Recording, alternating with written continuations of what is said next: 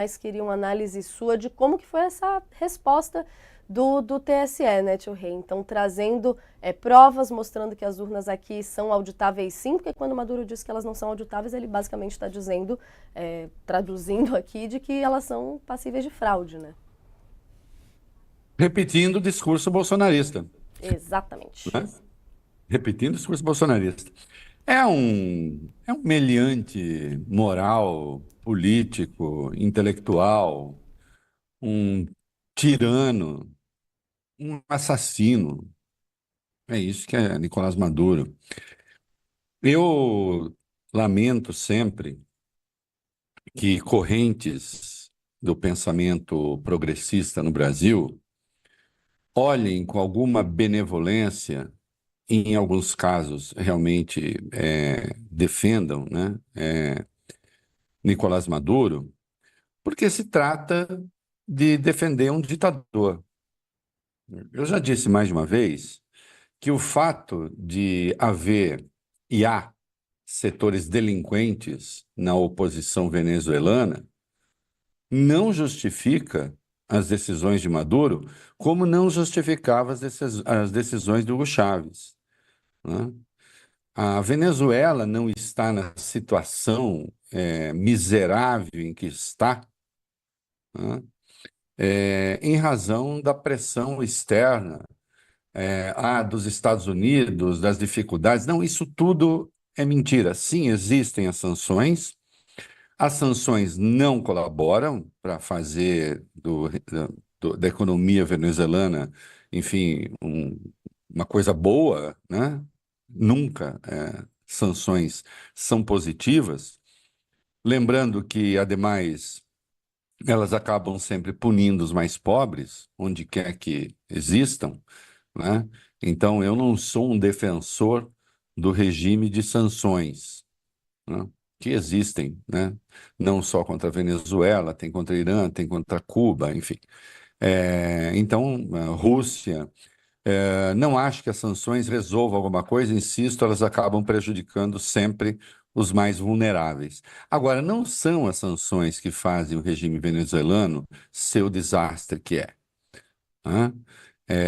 Ainda que tenha melhorado um pouquinho nos últimos tempos, mas ainda assim é um país cuja economia, enfim, foi para o abismo, né? Ela se deve ao tal do socialismo do século XXI, que o Chávez inventou, que de resto nem, não tem nada nem de socialista, de eficaz, muito menos, né? Uma ditadura em que a oposição não tem voz, né? Por exemplo, eles caminham para uma eleição agora no domingo e a oposição não tem direito de usar os meios de comunicação. O governo tem. Existem milícias chavistas ou maduristas agora que estão nas ruas armadas, intimidando as pessoas, né? Então, o que se tem na Venezuela é uma ditadura e há uma dificuldade de se reconhecer isso em alguns setores aqui no Brasil do dito pensamento progressista, o que é uma burrice, o que é o tiro no pé, né? E mesmo o governo brasileiro é muito reticente em ter uma posição mais clara e mais dura contra o regime de Nicolás Maduro. Eu entendo que o Lula, como, enfim, o líder do principal país da América do Sul, tem uma abordagem liana em relação a isso, no seguinte sentido: vamos tentar fazer a transição para que a Venezuela, então, faça eleições, em oposição ganhando, que se faça uma transição tranquila, sem sangue. Então, vai bem o Brasil quando faz essa aposta, né? Lembrando sempre que não nos cabe, como país, decidir qual é o regime dos vizinhos. O Brasil tem que se relacionar com os países como os países são. A realidade interna de cada país não é uma tarefa, não é um problema que diga respeito ao Brasil. Ah, não, esse regime sim, aquele regime não. Bom, nós temos negócios com a Venezuela, faremos negócio com a Venezuela. Nós temos negócios com a Argentina, faremos negócio com a Argentina. Tem um maluco de extrema-direita que governa a Argentina, bem, o maluco de extrema-direita que governa a Argentina, faça lá as maluquices, os argentinos que respondam. No que diz respeito ao Brasil, qual será a relação? No caso da Venezuela, tem um delinquente que se diz de esquerda, problema lá dos venezuelanos. No que respeita ao Brasil, vamos ver quais são os nossos interesses, né? Para mim, esse é o ponto. Mas tem de ser isso mesmo. Qualquer abordagem que remeta a alguma forma de simpatia ou de ambiguidade pelo regime venezuelano, evidentemente é inaceitável. Ainda ontem, o Celso Amorim tem uma entrevista dele, que é o assessor do Lula para assuntos de relações externas. Eu entrevistei o Amorim no Reconversa, tenho uma relação lhana com ele, profissional, é um homem inteligente. Agora, deu uma entrevista dizendo: o Maduro tem a chance de demonstrar que o regime venezuelano é uma democracia, e, portanto, que as sanções são injustificadas. Não, peraí. Sempre considerando que eu não sou um defensor de regime de sanções, pela razão apontada, que prejudica os pobres. Vamos lá, a Venezuela pode vir a se tornar uma democracia. A Venezuela não é uma democracia, não é? A Venezuela é uma ditadura que realiza eleições. Mas existe isso? Existe, existe. Há eleições no Irã. O Irã é uma ditadura. Como é que a ditadura se dá ali? A ditadura se dá ali desqualificando e impedindo que verdadeiros opositores se organizem. Então você faz uma eleição entre aqueles que concordam com o regime. Não existe uma eleição realmente livre, não é? Ah, vamos pegar um país para todos os efeitos da Europa, que está na OTAN. A Turquia não é uma democracia. A Turquia não é uma democracia porque aqueles que realmente se opõem ao regime do Recep Erdogan, essas pessoas não podem disputar eleições e algumas estão na cadeia, jornalistas inclusive. Então, não é uma democracia. Muita gente usa a expressão democracia musculosa. Democracia musculosa é uma ova. Não, não, Natália, musculoso sou eu. Não, não é democracia. Não é uma democracia. Não é? Se a Turquia não chega a ser uma tirania, é um regime de força. No caso da Venezuela, é uma ditadura. É o que é, uma ditadura que faz eleições. E aí vem esse delinquente e diz: se a oposição ganhar, haverá um banho de sangue. Bom, a pesquisa feita por Consultores 21, que é uma entidade que faz pesquisa, Instituto Delfos, aponta que hoje o resultado pode ser 60% para o opositor Edmundo Gonzalez e entre 25% e 28% para Nicolás Maduro. Uma dúvida existe ali porque 68% dos que dizem que vão votar em Maduro garantem, porque não é voto obrigatório, garantem que vão votar. Já os que têm simpatia pela oposição são 48%. E por que isso? Porque há medo, há muita pressão, né, contra os opositores. Mas, ainda assim, a avaliação que se tem é que, havendo eleições limpas, o Maduro será derrotado, né? Agora, a pergunta: as eleições serão limpas? Nós teremos lá uma comissão do TSE que vai acompanhar, né? O próprio Amorim estará lá, há outros observadores. Os da União Europeia, o Maduro dispensou. Então vamos ver o que vai acontecer. Aí ele vem com esse papo de que as eleições deles são auditáveis e as nossas não. Então que fique essa lição para todos aqueles que no governo brasileiro evitam palavras mais duras contra este senhor e que fica essa lição também para esses setores de esquerda no Brasil, né? Queridos, nem tudo se resume, essa é uma falácia, né, da qual a esquerda precisa se livrar e já deveria ter se livrado faz tempo. Nem tudo se resume a regimes que se instalam e se instauram na suposta resistência ao imperialismo americano, inventando mecanismos autoritários de exercício do poder, né? E assim justificando, enfim, a não democracia, o autoritarismo, né? Essa é uma construção falsa. Essa é uma tentativa de justificar um regime autoritário, uma ditadura, atribuindo aos adversários ou aos inimigos reais ou supostos a responsabilidade por escolhas que são desses grupos, né? Ah, no dia em que o Maduro respondeu ao Lula, aliás, ontem, né, foi que ele disse para o Lula tomar um chá de. Porque o Lula disse que estava assustado com a declaração dele. Disse: toma chá de camomila. E aí diz: não, porque o regime venezuelano, as pessoas serão livres e vamos manter este regime cívico-militar. Natália, sabe quem fala em regime cívico-militar? Historicamente, quem é que defende regimes cívico-militares? Fascistas. Cívico-militar Fascistas. policial, né, também, se eu não me engano.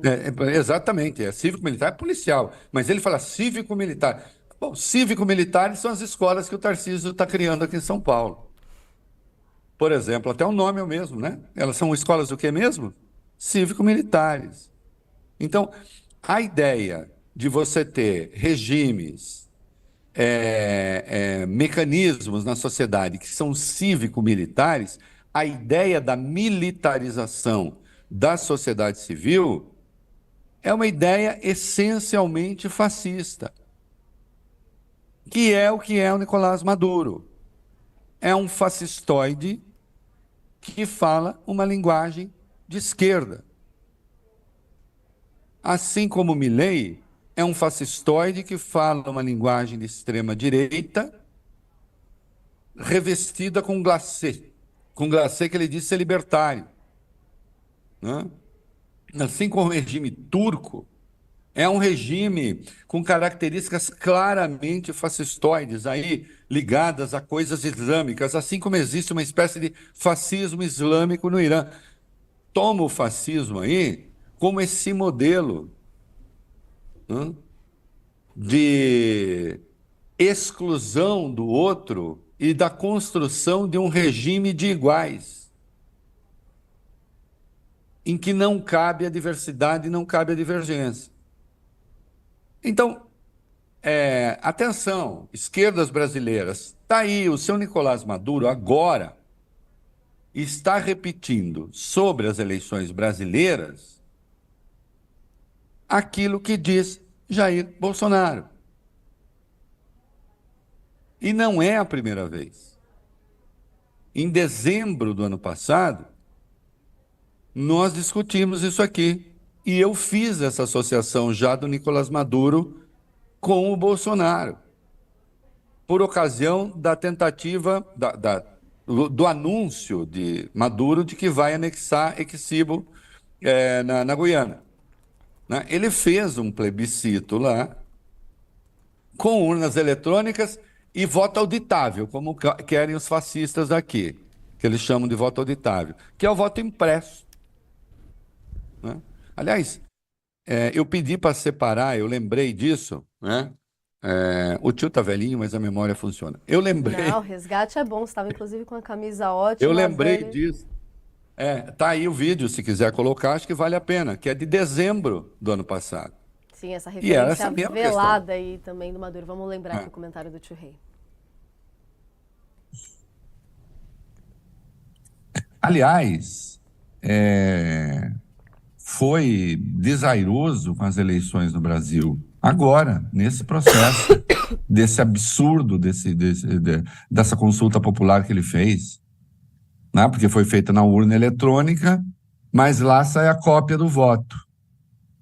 Veja, tudo que um tirano quer é fazer eleição e o cara ter a comprovação de em quem ele votou, né? Que era o que o Bolsonaro queria aqui no Brasil. Para poder fazer controle de voto, para poder saber, deixa eu ver se você votou certo. E ele falou, aqui na Venezuela, sim, o sistema mais seguro, não como em alguns países. Era uma referência velada ao Brasil. E aí se juntando, então, a crítica feita aqui pelos bolsonaristas, não por acaso, Eduardo Bolsonaro pegou o vídeo dele e divulgou. Na linha, tá vendo? Até eles dizem. Então, quando precisa, Eduardo Bolsonaro usa, né, o Maduro como referência positiva. Desse Aí, comentário, né, tio Rei? Porque aí entra nesse papo de uma possível desmoralização do governo em si frente a esse comentário, né? Quando se coloca em dúvida uma questão dessa, muitas vezes essa dúvida é usada como argumento, inclusive, para tentativas de ataques mais concretos, seja como no caso aqui com o Bolsonaro no 8 de janeiro, seja como o discurso usado por Trump, também suscitando esse mesmo tipo de discurso. A partir desse comentário seu, em si, por exemplo, existe muita dúvida de se Maduro vai aceitar ou não a derrota se ela vier na eleição. Como é que teria que ser um posicionamento do governo nesse sentido, tendo em vista aí que, como lembra seu comentário, não é de hoje, esse tipo de comentário velado? bom, o governo brasileiro, obviamente, a gente não vai interferir na Venezuela, né?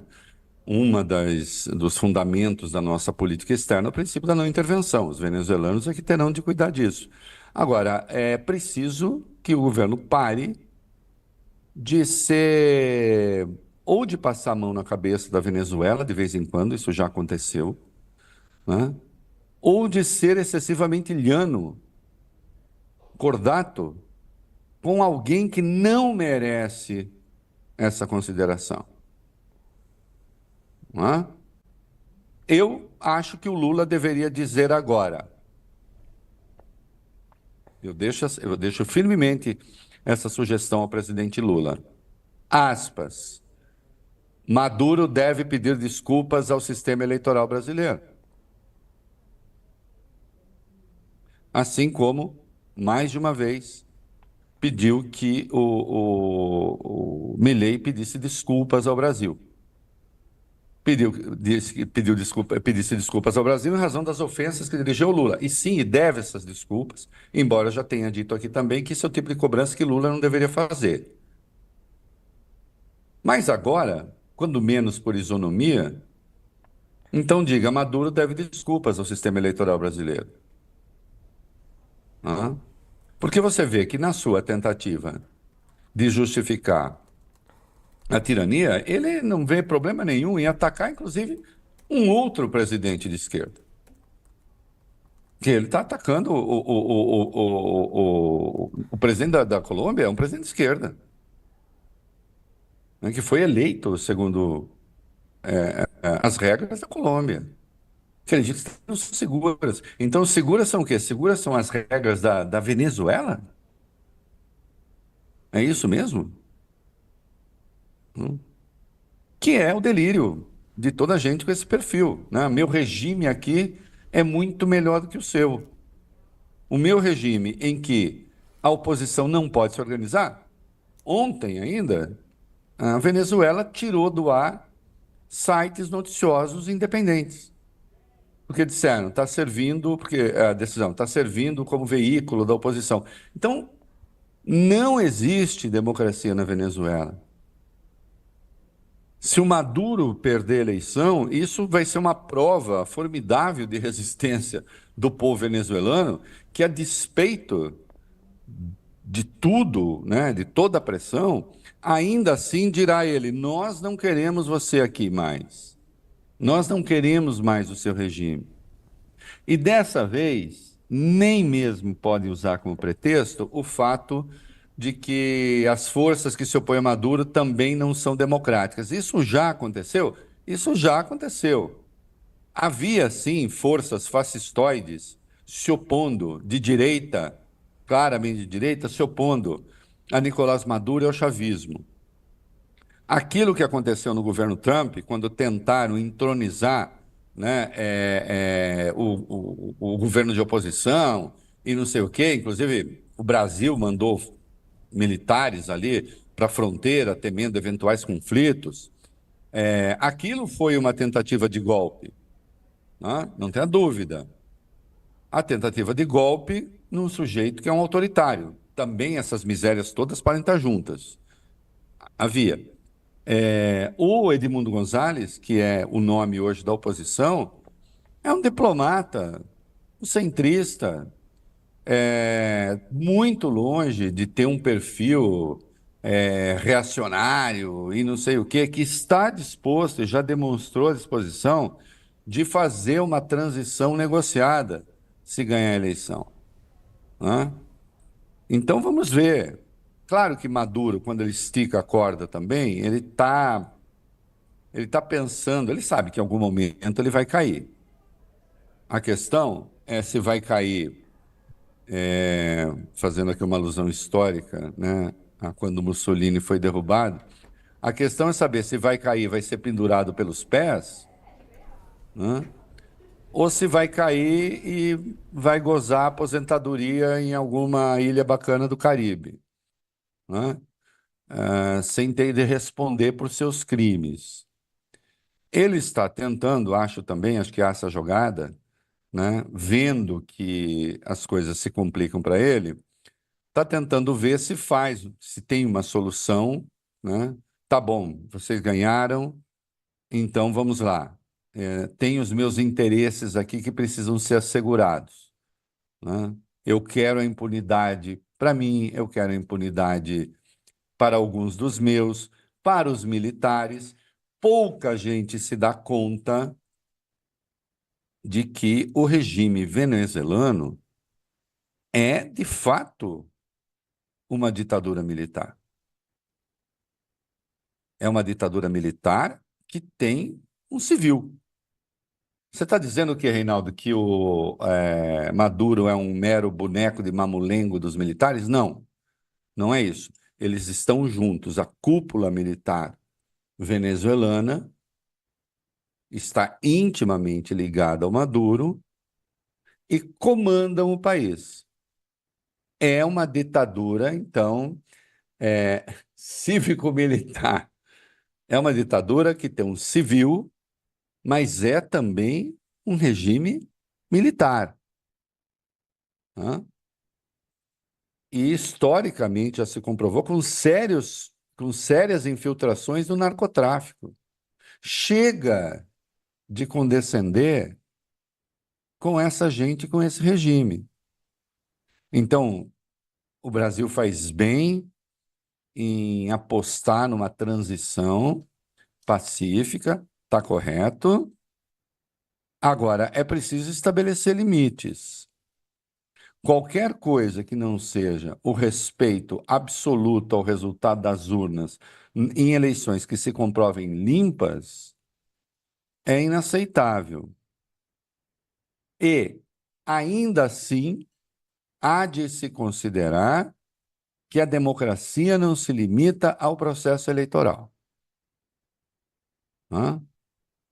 Outro dia li um artigo aí de um sujeito, não, democracia é o seguinte, acabou, ganhou, é número, é eleição. Não, não é só isso.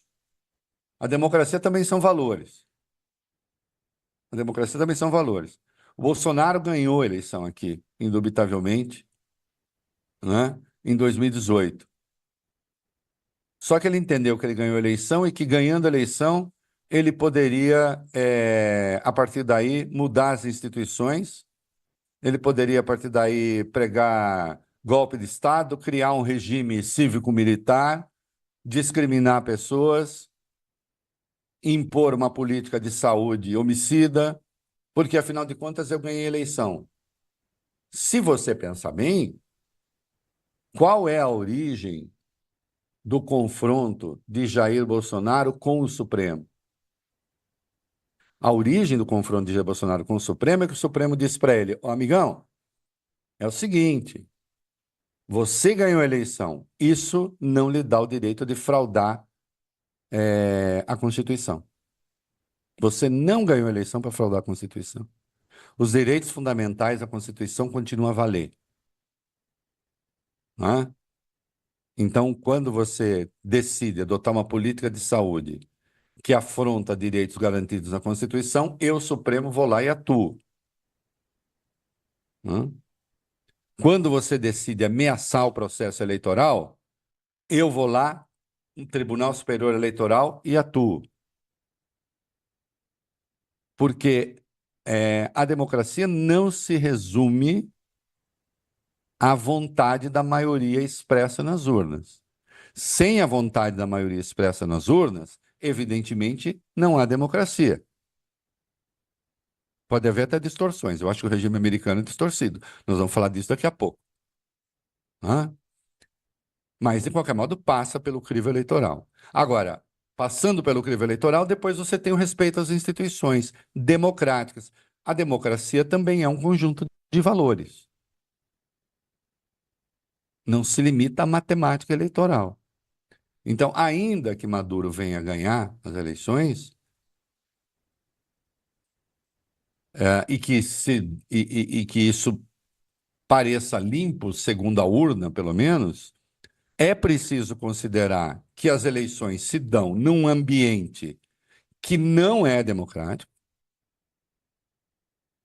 porque não existe liberdade de organização para aqueles que se opõem a ele, não é? E é preciso ver, se isso acontecer, o que ele fará dessa maioria. Assim como será preciso acompanhar, em ganhando a oposição, vai ser o quê? Hã?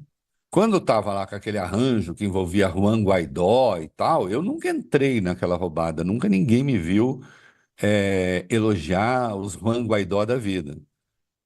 A União Europeia fez lá a besteira em alguns países de endossar o Juan Guaidó, nunca vi o cara que se diz presidente, pronto, sou presidente. Né? Agora me declaro presidente. Né? Eu nunca endossei aquela turma. Né? Não é assim que funciona. Né? Nem para derrubar o ditador. Né? Tinha de ser pelo processo eleitoral, está acontecendo. Agora, temos que fazer todas essas considerações. Né? E pronto, chega, né, queridos companheiros progressistas, chega de endossar um fascistoide que repete lá sobre a eleição brasileira o que diz a extrema-direita aqui, né?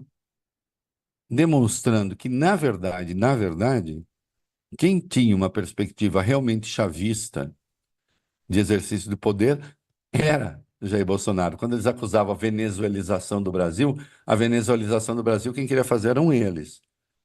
Porque era um grupo civil, autoritário, de perspectivas fascistoides, e que contava ter uma retaguarda militar para suas maluquices. É rigorosamente o que fazia Chávez na Venezuela e o que faz Nicolás Maduro, né? Vamos parar de chamar essa gente de progressista. Assim como o Daniel Ortega, né? O orelhudo que governa, que tiraniza a Nicarágua, né? Esse orelhudo que tiraniza a Nicarágua é uma homenagem ao Paulo Francis, que é como Paulo Francis se referia a Daniel Ortega. É, O Lula, aliás, na entrevista que concedeu às agências, disse: Eu não tenho, o Daniel Ortega nem atende mais os meus telefonemas. É ruim para o povo nicaragüense que não atenda, mas aquilo é uma tirania, né? Só não é unipessoal porque é uma tirania exercida por ele e pela mulher, né? Um casal de psicopatas que governam um país, que já passou por uma revolução e hoje tem uma ditadura semelhante à ditadura do Somoza, que foi derrubada pelos sandinistas, né? É pavoroso, né? Precisa parar de piscar para essa gente. Essa gente não merece respeito democrático, né? Ai,